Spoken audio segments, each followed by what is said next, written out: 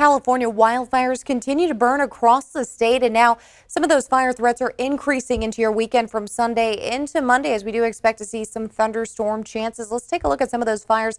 Some of the bigger ones burning right now in the western, pretty much the entire United States. The biggest fire burning is that bootleg fire in areas of southeastern Oregon, closer to the Shasta-Medford area. We're also looking at the lava fire that's near Shasta, still burning. Containment is pretty good on that, over 50%, so closer to 70% at this point. But we are still monitoring that and some of the air quality in that area. Now, the Beckworth fire is still getting managed right now. We do have a new fire, the Tamarack Fire, that's burning just south of South Lake Tahoe. You can see some of that smoke in Tahoe being reported, and a lot of that video coming in out of the area. The Dixie Fire just toward the east of Yosemite also burning. Now, some of those fires closer for the High Sierra burning because of thunderstorms that pushed through and struck lightning on the ground. 2 fires burning for that reason. Now, I want to take a look here at our thunderstorm risk into your weekend. We do have a few of these things to look out for. This is day 2. So today, your Saturday, not looking at major thunderstorm risk, but Sunday, we do see that risk for the High Sierra and moving into the desert southwest. We do have some monsoonal moisture that is coming in from the south, just offshore from Mexico. And we're also looking at a high pressure system in place that's circulating that heat. Now, what we can expect to see from Sunday to Monday is an even bigger threat for thunderstorm chances. Now, this reaches a vast area all the way up into Oregon, where the bootleg fire is burning, so not good news there, but also for the High Sierra and areas even further south, or I should say west into the foothills. As we look at some of that terrain going to have an impact if a fire starts there. The terrain's not going to make it easy for firefighters, and a lot of this area here also steeping all the way down south toward the Grapevine, so a massive area here for thunderstorm threat. Although for Northern California, we're looking at this current time a 20% chance to see thunderstorms. This is going to lead to a fire weather watch. That's in effect from Northern California's border to Oregon all the way down south toward the Grapevine. And it starts up on Sunday afternoon, and then it'll continue into Monday 5 p.m. And that's just because we're looking at a lot of moisture coming in. This will lead to chances of thunderstorms. But if we do get those chances of thunderstorms, well, we're not looking at any wet weather. What we're going to look at is dry lightning, dry thunderstorms. And erratic winds could be possible with those thunderstorms because really the storm's coming in and it's bringing those stronger winds, the rotation along with it. So if something sparks there, that could spread the fire quickly with those erratic winds. Now, it's also going to bring about a scattered thunderstorm chance. So any area that sees it will just be one small localized area. Of course, we want to watch out for any fires that could spark. Now, this weekend's going to be sunny and hot. Now, this week we've been enjoying those nice conditions across Sacramento, Northern California. They've been even in the mid 80s to low 90s for at least the last 5 days or so. Now we're looking at an increase here, mid 90s to upper 90s for your weekend. And the biggest issue with this also is going to be the humidity on Sunday. We'll see some clouds rolling in. That's going to add to that heat aspect of it. It's going to feel a little hotter, a little muggier on Sunday when some of those clouds start rolling in into the afternoon hours, and of course leading to the fire weather watch that we'll also see from Sunday into Monday afternoon, evening.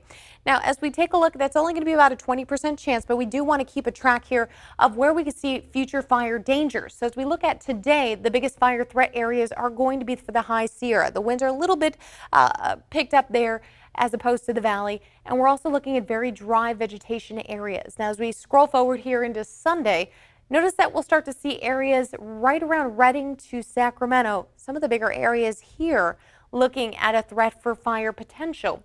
Some of the winds here are going to also start picking up. We're going to get potential for the clouds to create some lightning strikes that also come in for Sunday evening. And so that's going to be a big problem. Also, the High Sierra also looking at that situation. So here's what we're currently looking at. We have high pressure systems, 2 of them, in fact, but I'm just going to make one huge one because they do combine in the next 24 hours or so. It's going to start expanding here and spreading toward the west. This is where it starts hovering over the Pacific Northwest and Northern California, putting a cap on everything. I like to say cap because it's just like putting a lid on top of a pot.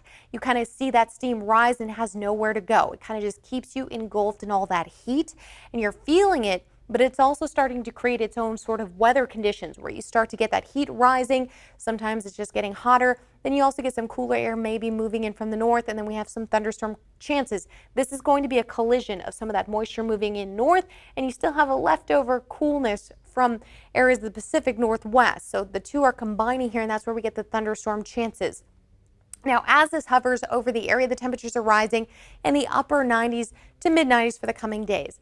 Now, let's take a look at when we can see the clouds rolling in. This is Sunday, 3:30 p.m. You already noticed a few scattered shower chances, and that's near Yosemite. We also see a pretty big threat there as well. Mostly the High Sierra is going to see the biggest threats as we start moving on from the next 24 to 48 hours. Take a look as it starts moving its way north. We could see another threat here in Northern California along I-5 and just west of Quincy and Chico, and then also areas along I-5 heading north. That's where we saw some of the fire danger threat that we were forecasting. So that's where we can also expect to see those dangers. Now, I want to pause it here because look at this one. It's not just green, an area where we typically just see maybe some moisture, but we're looking at orange and red colors here. This usually indicates a threat more severe than just thunderstorms. This could be a rotation. So we want to keep our eyes on any thunderstorms that have some of the darker shades of red in it. Usually can indicate maybe a potential for tornadic activity. Of course, it's not rare to see tornadoes in Northern California, but you just want to keep your eye on them. Usually you just don't see anything bigger than an EF1. Usually. All right, so we are looking at that, and that's going to be into Reno, areas just east there of South Lake Tahoe along the borderline. Another potential for thunderstorm threats east of Yosemite there, as well as areas further southeast.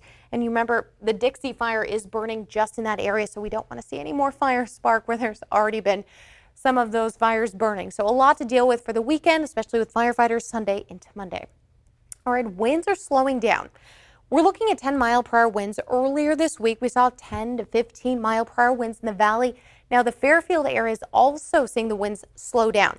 These were about 25-mile-per-hour winds. They're now closer to 20, and they'll drop down to about 15-mile-per-hour winds as we move into the weekend. So not too bad there, just a little drop, about 5 miles per hour into your weekend. And then also looking at 5 to 6-mile-per-hour winds into Sunday, which is great news because you do not want tornadic activity and strong winds or anything sparking in that dry vegetation along with the strong winds. That is why we do not have a red flag warning in effect. We have a fire weather watch. Of course, all of that can change, and the National Weather Service could upgrade that fire weather watch into a red flag warning, but at this point in time, we're looking at a fire weather watch.